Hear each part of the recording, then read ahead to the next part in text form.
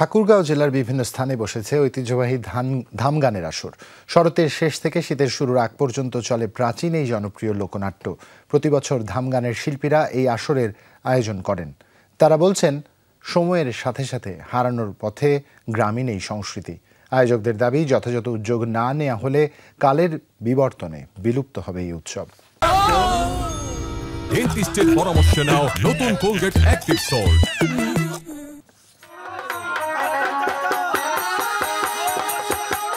আসর বসিয়ে বাদ্যযন্ত্রের সুর ও গানের তালে তালে সংলাপ, শাস্ত্রীয় রং পাঁচালী, পাঁচমিশালি ও যাত্রাপালার ঢঙে পরিবেশিত এই বিশেষ লোকজ নাট্যই গ্রাম বাংলার ঐতিহ্যবাহী ধামের গান হিসেবে পরিচিত।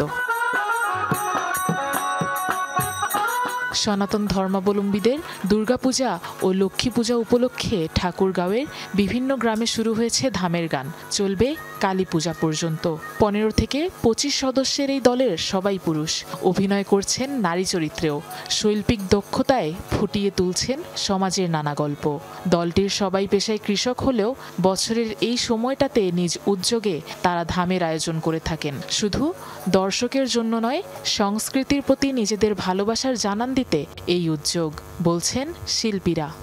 এসব গান করার পাশাপাশি আমরা আরো একটি কাজ করি, সেটা হচ্ছে আমরা বাসায় কৃষি কাজ করি। দর্শককে আনন্দ দেওয়ার জন্য, দর্শক যেমন আনন্দ পায় আমিও আনন্দ পাই। গানটা এখানে চলবে। এই গানের নাম হলো মায়ার সংসার জটিল ব্যাপার। বিভিন্ন জায়গা থেকে আমাকে ফোন দেয় যে এই দলটা নেওয়ার জন্য।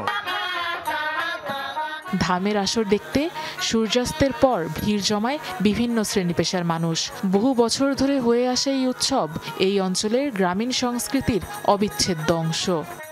এক বছর পর পর এই নৌকি ধামের গানের জন্য অপেক্ষা করে থাকে। গ্রামবাসী সবাই মিলে কিছু সবাই মিলে চাঁদা কালেকশন করে আমরা এইগুলাকে এই ঐতিহ্যটা আমরা ধরে রাখতেছি। নাতি পুতি বেটা বেটি সবাই মিলে গান শুনবাইছি। পৃষ্ঠপোষকতার অভাবে দিন দিন হারাতে বসেছে ঐতিহ্যবাহী এই উৎসব। যদি কোনো সরকার এটার কিছু অনুদান দিত, পৃষ্ঠপোষকতা দিত, তাহলে আমরা এটাকে আরো মানুষকে আরো বিনোদন দেওয়ার চেষ্টা করতাম। কিছু কিছু জায়গায় টিকে আছে, যেটুকু টিকে আছে এটা সহযোগে টিকে আছে, এবং যেটা হারায় যাচ্ছে এটা আসলে পৃষ্ঠপোষকতার অভাবে হারায় যাচ্ছে। সরকারের একটা পৃষ্ঠপোষকতা থাকে তাহলে এটা টিকে থাকবে।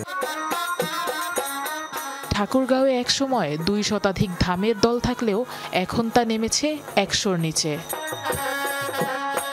আফরোজা লামিয়া, যমুনা নিউজ।